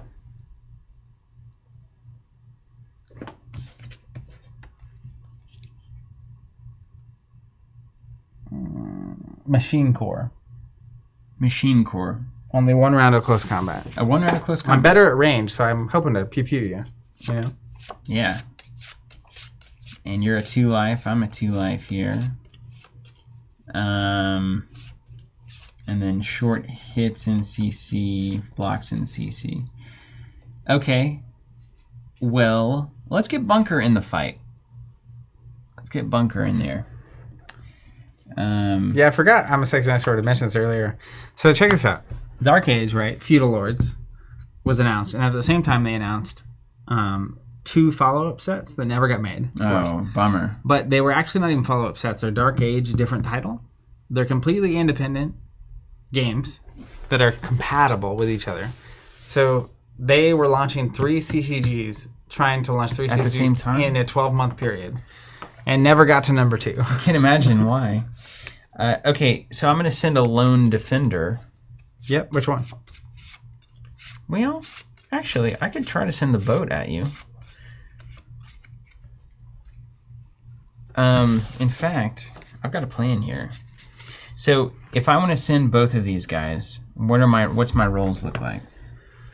So 3 minus my defense stat. Yep. So control minus defense. I need to roll a 2 here. 4 minus 1. I need to roll a 3 here. Yeah. But I could pump it by 1 with an extra leadership, or is that's just for drafting, isn't it? Well, don't you have to pay for it? Oh, you just straight up pay? You don't roll? Oh, wait, hold on. The character's control minus your leader's defend, send.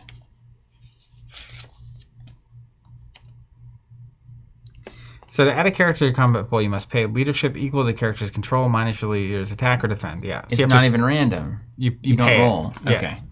But when you're in loan, you can roll the d6 to reduce the cost. I see. Okay, I don't have enough money to send all these guys. 3. I would need. Wade says, I remember when this first started, I knew the guys who did it. It was originally a war game. This is my random d6. 3 minus this number. So 1 For free. Is it free? It's not a minimum one. It goes to when you're doing the loan thing, it can go down to 0. Okay. When you're using this to reduce it, like attacking or defense stat, then you have to pay at least 1. Okay. Okay. Let's protect this house. We're gonna go rain distance fire for the first time. I'm gonna target you with my distance fire. I'm gonna make a roll. I have a 7 and a 9. Read me. Yes. Making sure I don't lose anything. Oh, nice. I got a 10. A 10. So it's gonna be 2 hits coming your way. Cause you got your big rifle party. Okay. Well, so then I roll blocks. Oh, hold on. No, there's no blocks for this phase. Attacking player rolls DF hit dice for each member of the attack pool. Defending player targets members of the attack pool. Defending player rolls. Hits become wounds. Oh no. So, because there's no defense stat in this step. Yeah. So then my 9 against you, I still get a chance to shoot back at you, right? Yep. Oh no. Ah. Just kill her. One back at you, buddy. Just kill her. All right. So I'll take 1. You'll take 2. Okay. And so I'm dead. DED. However, I've got a thing here. After combat, I can take any weapon you just lost, put it back into my hand for 1 supply. I'll do that. Just because He likes use it. the ability. And then I destroy your machine core Oh, you sure do. and score 3 points. Uh-huh. Back on the board. And then I'll reroll. If it ain't banger, I'm not interested, you know? Big leader. Big leader energy there. So can I only have 1 weapon? Is that right? 1 weapon and 1 skill? What up, Anesthesia Cat? Whatever their stat is. 3 weapons on this guy. Oh, we can have all the weapons. Banger's here for the party. Yeah. Okay. Well, I'm not gonna have a witness in it. Oh. Wow. Okay, we're just gonna go. Okay. Draw my card. Anesthesia Cat, we haven't thrown back to Doomtown, but it is on the list.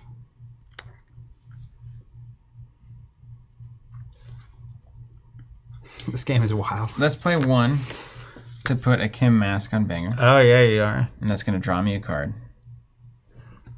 Courtesy of his ability.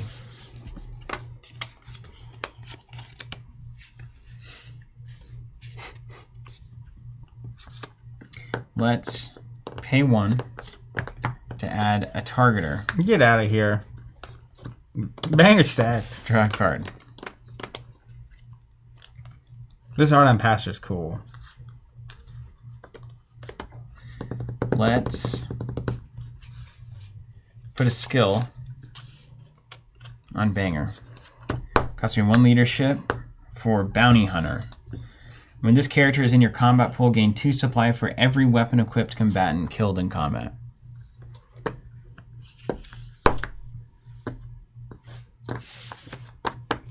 He's here for the party. Question is whether you're going to go for it or not.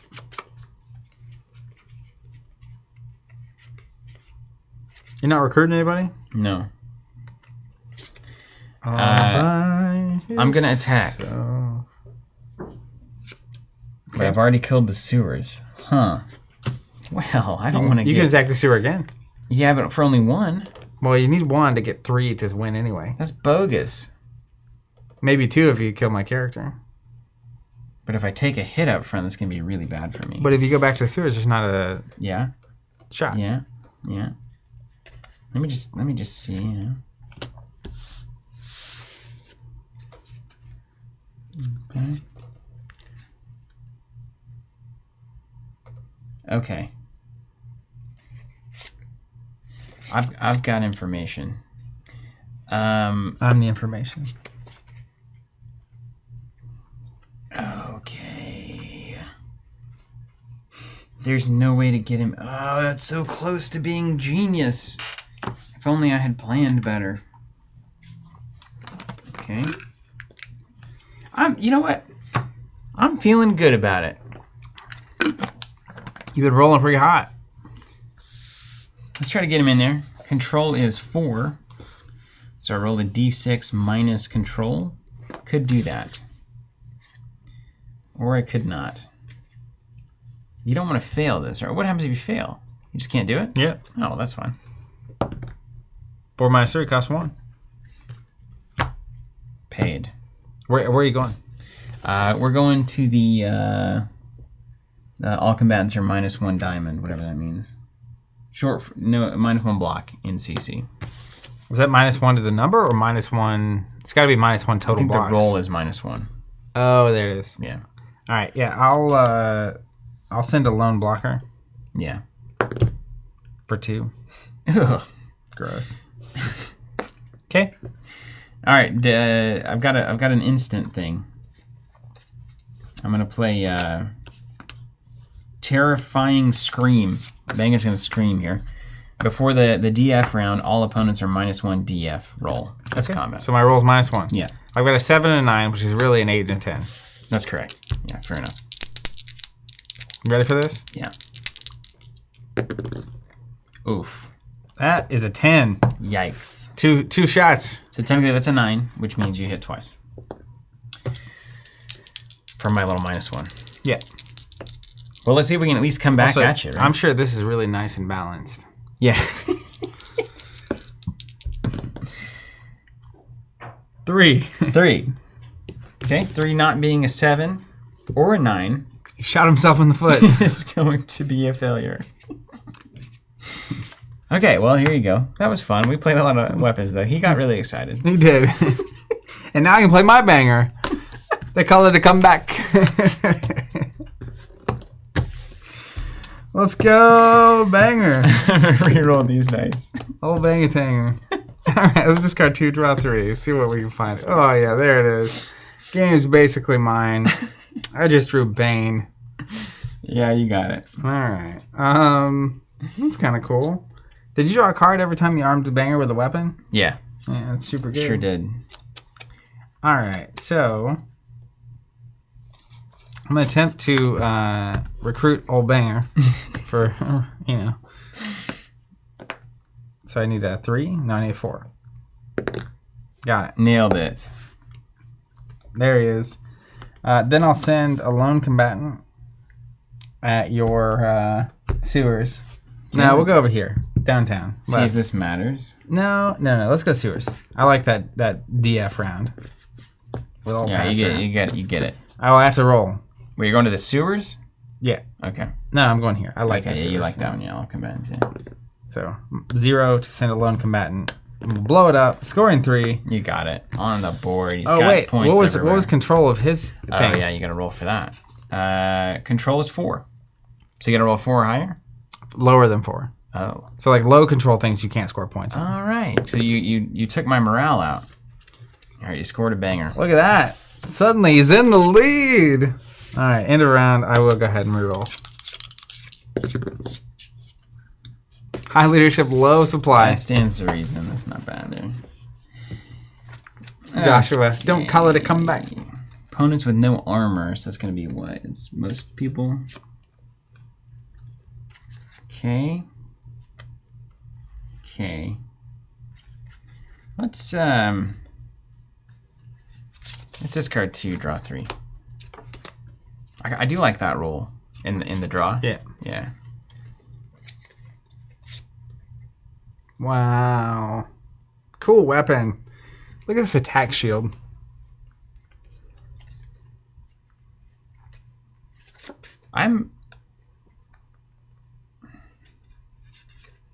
This is absolutely crazy. There's no way around it. It's just nuts. It's crazy, man. Yeah. Okay. So what I'm going to do... I've got to roll for this, right? Yeah. Oh, yeah. I'm going to try to draft Ravage. 6 control. Let's go. This is my leader. You got double grenades. You got the whole thing. So I've got to spend 1 to try to draft, right? Yeah. Then I can spend 2, because I have a max draft of 2, to increase my roll by 2. Mm-hmm. So now a 4 or better would hit. Am I right on that? Yep. Okay. I think that's all I can do, right? Yep. Nailed it. Drafted. Woo! Game on the line there. Yeah. Okay. then we're going to pay... Be crisp. Ravin's about to drop a sick beat on some maracas. That's really funny with those little things. Hey, did you see the second trailer for Dune? No, I haven't seen the second one. Is it super good? Oh my goodness, it's going to be so good. I'm just ready to bask in that film. I'm going to convert 4 supply to 2 leadership. And I'm going to play a skill on Ravage, dodge, and hide. Enemy combatants -2 ranged combat when shooting at this character. Wow. Who's laughing now? Hopefully me all the way to the bank. I'm the grenade man now. Okay. And then, am I sending? No, I'm not sending anything. I'm rerolling my dice.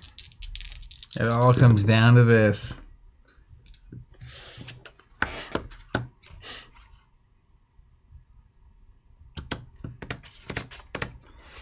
All right, let's discard. Draw 3. I'll tell you what, I'm getting it. I mean, I'm here for it. I'm fully present, understanding how it works. See, you don't want to attack me in the sewers now. It's to your detriment, you know, because you got good shooting. But at the same time, I'm ducking and dodging. I'm gonna be going right into the sewers. It's good because I've got an 11 on my... Let's play a meat hook. You heard it here first, ladies and gentlemen. Give me the old meat hook. 3 controls, so you got to roll a 3. Yeah. Or higher, Got it. Nailed it. All right. Easy. Now let's think about this. Did we see the champion scenario? Anesthesia, we did not. I didn't see it. Do you think about champions today? Yeah. What are we doing? The Red Hood. It's like a bunch of it's like B team villains team up to fight you. Is it a scenario pack? Yeah, like it's a real scenario product. pack, Okay, yeah. good. But most importantly, in the scenario pack, we get the standard and expert modular sets, part 2. So it's new standard and expert modular thank sets. Goodness, that's a huge deal. Yep. That's really helpful. Okay, great. Good job. All right. Good job. That's what you I'm want. going to spend my 1 supply, and we're going to put a weapon.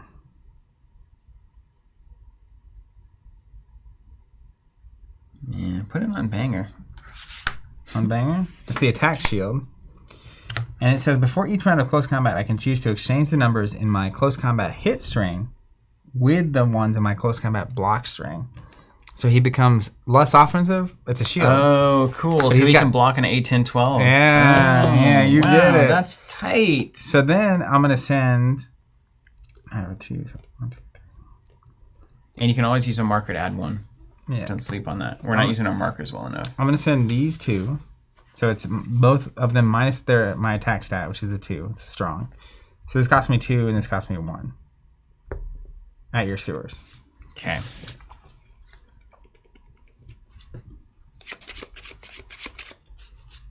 Jeremiah Dune CCG is definitely on the list. It's not easy to come by. And how do I send this guy? Solo. 6 minus a D6. Minus a D6. Yeah. Equals the leadership points needed? Yep. Okay. Let's try it.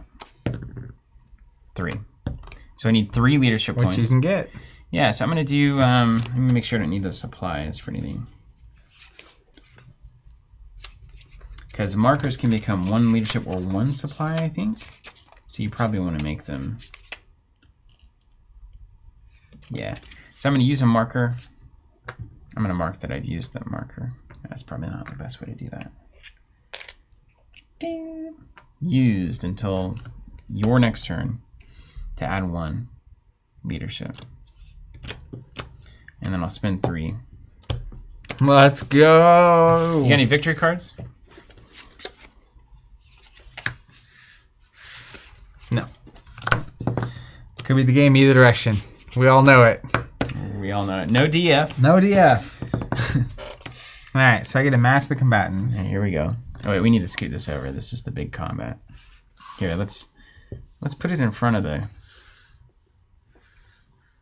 Great Hall. All right, so he's very tanky.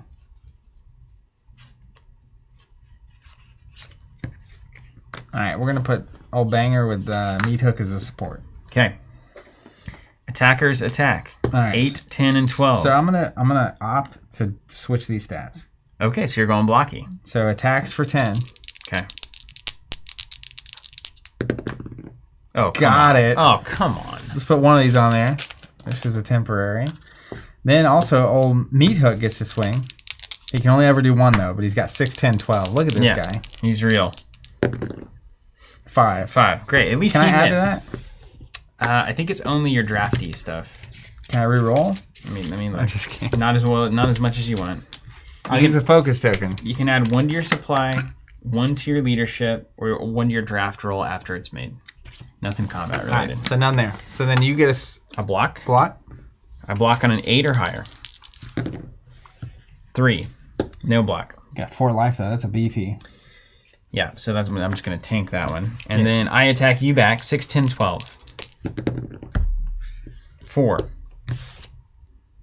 We're going to convert this to leadership. Play a lucky blow. Reroll a CC hit or block roll. There it is. We need to do something here. And then we need you to fail. 4. Oh man, too big to fail. Too big to fail. Nice. So much. All right, so you get 1 wound. It's like 4 times in a row. Then Rolling nothing. we repeat the combat phase. Yeah. So before each round, I will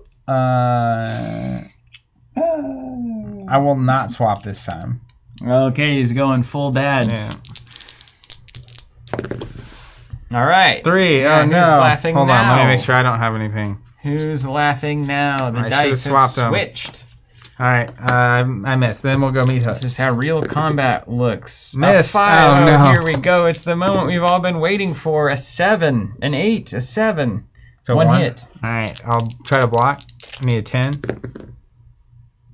9. 9. Oh man! All right, that's just a wound. All right, wound on. Rinse, repeat. I'll swap the stats again. You swapping the defense? Yeah, 10 is a defense. hit. Okay. 10 is a hit. Which one was which? 9. Son of a gun. That's great. Wait, this guy? That little Oh, supporty yeah. guy as well? Missed. Just can't buy a bucket. Can't buy a bucket. I love dice. 6. 1 hit. All right, let's see if I can block. I have 8, 10, 12. No way. No! Dice say All right, so I'm just going to put him over here. Because you might score a point off of him. Wow. Then he comes into the fight. And now he's got the goods. Yeah, and he gets +1. He gets to block at 7 as well if he has... if you have less life than he does. You currently don't, because it's 3 to 3. currently, but I might soon. All right, let's try to punch. 6, 10, 12. 6, 10, 12. Give me those double 6s. 6. All right, that's at least 1. 1 hit on. I'll try to block it in 8. No. Take that. Rewind it back. Okay. 6, 10, Now, 12 over technically, here. it's not a wound yet, so his ability isn't working. Really? It goes after we both do our thing is when it We get the goes hit, to wounds. okay. Yeah. 6, 10, 12. Here we go. Ooh, 10. 2 hits. 8 and 11. 8 and 11. 6. Take 2. Convert to wounds. Yep. Welcome to the Maraca party. Rinse and repeat. Rinse and repeat. Let's go. Let's go. 6, 10, 12. 6, 10, 12. 6. 1 hit. All right, 1 hit. Try to block 8 or 11. Blocked. Dang. Here we go. 6, 10, 12. Missed. All right. Let's go back to the fences, baby. 6, 10, 12. All right. 6, 10, 12. It's like crap. Come on. Dad needs a 6. Dad needs a 6. Got a 7. Try to block 8 or higher. 1 hit. Yeah, 1 hit. 6. You got me. Take a temporary wound. Okay. And then you get to try to swing at me. There's a 9. That's So 1 hit. 1 hit. Only 1 hit. 8 or 11. 8 or 11. 7. Oh no. Then I'm dead. What's your victory card do? Well, let me tell you. Wipeout. Collect 1 victory point for each of your opponent's combatants that was killed in this combat. That's 2. That's 2. Then you get a roll for each of these. You skip the roll Okay, on any of the victories. Yeah. Great for me. Then at the end of the round, I will roll these in. Look at you go. Okay. Josh, this guy rolls more 6s than the devil. That was crazy. What'd you think about that? I've never played a card game that made me feel exactly that way. Oh man, you know what? It's I in some elements of it, it's like I like how uncontrolled it is, It's a little wild, isn't it? You can have one mediocre character that wipes out an army. Did it feel like Doomtown in that way? Yeah. Where you just like don't know what you're getting into, and then all of a sudden all of your horses have died. But I do like the timing of like you not having your leadership right now. Yeah. So that Very true. There's a cost to defend with a character that beefy. All right, I'm gonna drop to gain 3.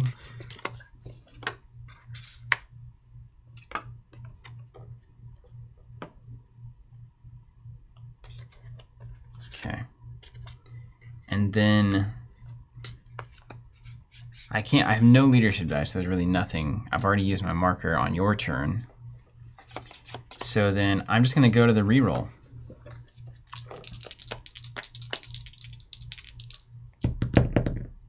All right, now hold on. This is crazy. Look at this. Look at what just happened. I have an instant inspiration. So I'm gonna draw a card because I rolled a 1. I think that's how this works. Okay. Then it says inspiration. Play immediately after you roll your resource dice. If your leadership roll was a 1, replace it with a 4 and add 1 to your current supply. Okay, nice. I don't know That's if great. I still get the card or not. It kind I of had that card in my opening hand. feels That's like a I great thing. shouldn't get it, so I'm not going to. Okay. Over to you. And then I can use markers again.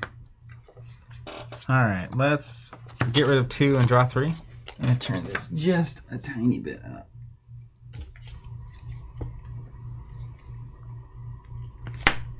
Okay. Mm-hmm. Oh, man. Wow. Wow.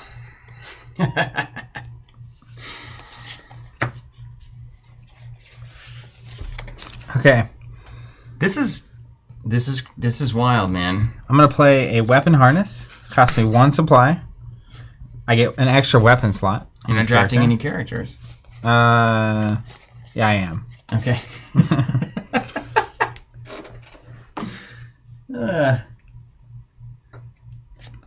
I'm gonna play Goodman. Oh man, I have Goodman. I was about to play Goodman myself. We're all just like we're Got 'em. competing for the Yeah. characters there. All right. Then I'll play that there. Then I'm gonna play the enhanced optics for 2 supply.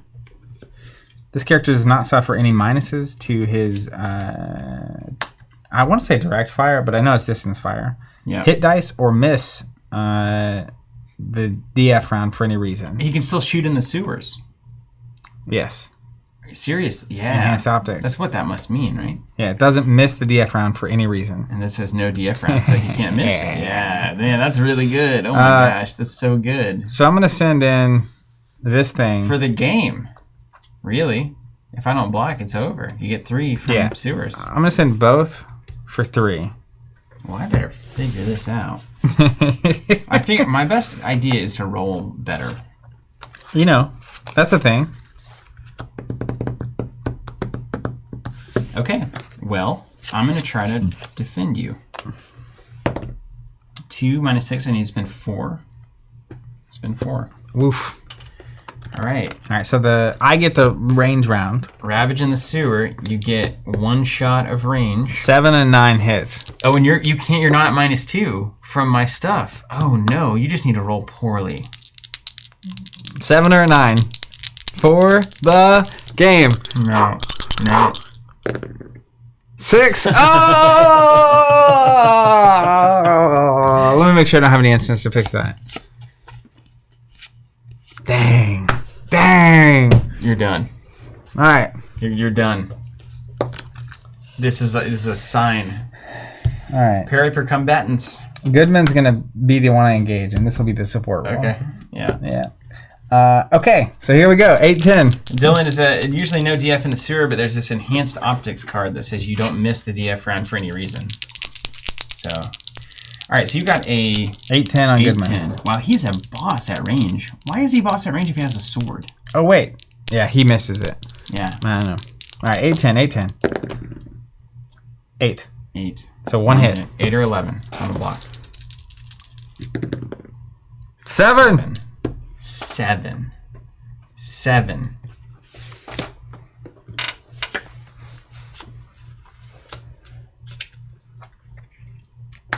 You take a break? You got something fancy? I'm a little scared. I do not. I'm hit. I'm hit. But I'm going to do some damage in return. 8. Take 1 hit. 10 to block it. 7. I took you on the way down at least. Then you're out of there. Dead. And it's undefended. So I collapse your sewers, going all the way to 1,000,000 points. All right, let's zoom out for a second. Yeah, let's talk about this experience. So one thing I'll say, Joshua Davis, yes, he has witness here. So the pastor has the WT box there. Yep. And this guy says you have to pay 1 supply unless you have a witness. That's right. But you did have a witness. yes. And then as a sporting, I read that, realized I had it, and then didn't think about it ever again. Yeah. Like that thing. As a sporting attacker, which it was, pastor can prevent hits to your matchup combatant by rolling her normal block dice. Oh, that's awesome. Yeah. So enhanced optics in the sewers is really good, as it happens. Wow. How did you feel about that one? Wow. Here's what I think. That was some of the most fun I've had playing a throwback, for sure. Really? Yes. Why do you think that is? Let's break it out. Because it isn't. It's not. It's just not even. There's no rules. You haven't even considered this. I mean, in no world. You haven't even considered 1,000 monkeys, 1,000 typewriters. You know, I don't know that I would ever make this CCG. Like the thinking, right? I guess the thing for me is this is a world that I am unfamiliar with. I think it does feel Mad Maxy, right? In my head, Dark Age feudal lords, like I said, feels like 13th century, like some old king. That's what I was expecting. Yeah.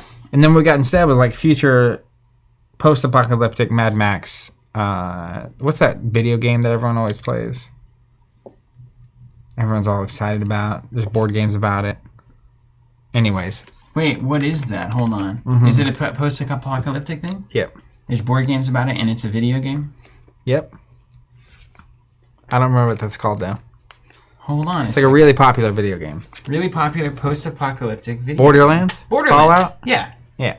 Or Fallout. I think Fallout's the one I'm thinking. Okay. But if you start with that setting, and it's like you kind of have your gang leader, and then like it's kind of, I barely used it, but this White Reaver leader, that ability to redraft characters, but really it's these stats, right? She can't draft extra. She gets multiple chances. The attack stat of 2 is crazy because it's -2 to send things. Yeah. And I assume there would be some characters that are like, you're really good at playing characters, assuredly. You play bigger stuff, Yeah. probably. But if you're trying to build a game around that, like you have your kind of bunker that has your different locations and you have these little societies that are kind of attacking each other, it's a wild way to do it. And it's classic 90s Moxie to me, which is like you have all these little checkpoints. If you destroy a thing, it's 3 points. If you destroy a thing it's already destroyed, you get 1 point. If you kill a character, you roll a die, and if you get less than their control, you score a point. And it's like you have all these very specific, even the reality of, what do I roll to play a character, and how many points does it cost, and how many points does it cost to swing in? It's different if it's solo or if it's a group, and it's also different based on your stat. Mm-hmm. And like all of the web that gets weaved for this game, it's not too much. You know why? You know, one of the things we talked about this, I think many times before, me on the podcast, of how the upside of dice, typically in relation to miniatures games, is that you're never out.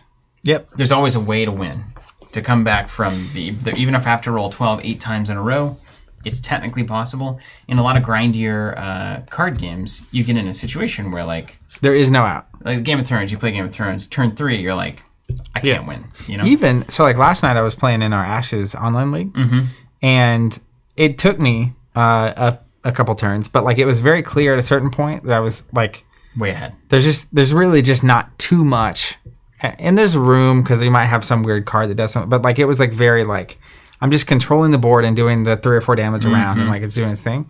That incremental advantage. Yeah, which you cannot do in this. This is more of like burst advantage, where like you can make all the right decisions and get decimated, or you can make awful decisions and completely destroy your opponent. Yeah.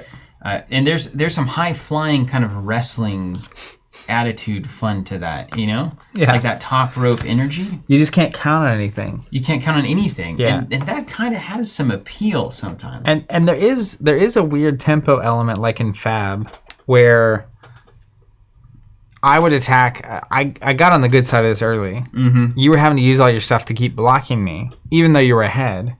And then eventually the dice went in my favor. But like I felt so far behind. You were like 6 or 7. I was at 0. And you cleared my board. And I pushed a big attack here. And if I had hit it, I actually had like a weird victory point thing where I could have got immediately to 10. So I was like... The game was on the line. I didn't even know it. I totally pants Zach on this. But then you killed my dude. Yeah. I think, honestly, weirdly, it's got the same... It reminds me of the same best and worst part of like Middle-earth CCG where there's so many specific steps you have to take for each different thing that happens. Like in Middle-earth CCG, it was like, roll to you rolled this way to this or this and that kind of a thing. The only thing about this, there wasn't a lot of the, you know, what do we end up calling RAM? Something load? Yeah, cognitive load. Yeah, cognitive load. So there wasn't a lot of cognitive load happening. No, there wasn't. The most confusing thing to me is the way the cards are written. Yeah. And the symbologies for seemingly no reason. Like the symbols are weird. The circles and squares, it's like, why didn't you just write that down? Or like, you know, have a fist for close combat. Well, it's like have this a gun for range. +1 square is short for hits in close combat, and it's like +1 CC hits. Yeah. Would be just as fine for me. Or literally, because there's only blocks in close combat, have a shield icon. Yeah. For blocks, have a sword icon for square, or you know, or gun, or whatever And it is. you know, spear. I do get this. Like on this, but maybe you didn't have the budget for it. I don't know. Riot in the Streets, it's +1 square, and technically the stat for close combat hits is a square. It's a rectangle. Yes, that's true. This is probably the diamond. Yes, that's a diamond, and this is the circles. Circular. I'm gonna guess Symbol. Yes. Yep, circle is so that makes a little more sense to me now than it did. But also, still, you know, even looking at this, if you take this card, like let's take Coil, for instance. If we have Coil, and if we actually do a circle, square, diamond in the corner of this card, we have more room for card text.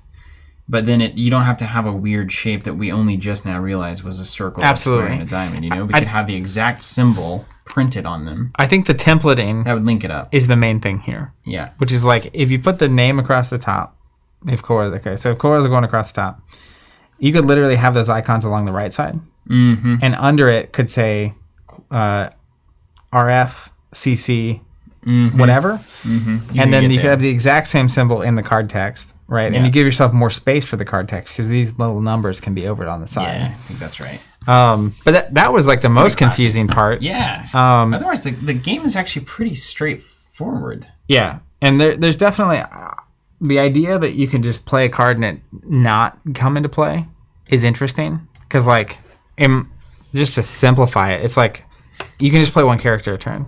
Sure. Yeah, I don't think you necessarily need to go through the heartache of like, well, so it's the fighting is so random that like randomly not getting to. There was a moment where you almost lost because you just couldn't play a character. Yeah. But that just means your leader's bad at recruiting, and that's a story, I guess. In and of itself, it's an interesting story. And it's fascinating too because like not only can you miss by playing a character, but also if you just don't draw characters, then it's the same problem. Yeah. Like sometimes you just don't even see the character. So there are obviously fundamental macro things, but as far as a system that was just kind of fun to play, if you like this world and this art, it's better than expected. That's really good.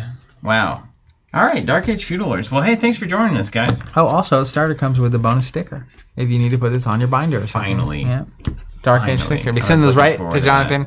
That was a good time. If you've ever played this game, I'd love to know if you're watching this. If you ever played it, if you played it back in the day, please do comment with the stories and anything you know about the history of this.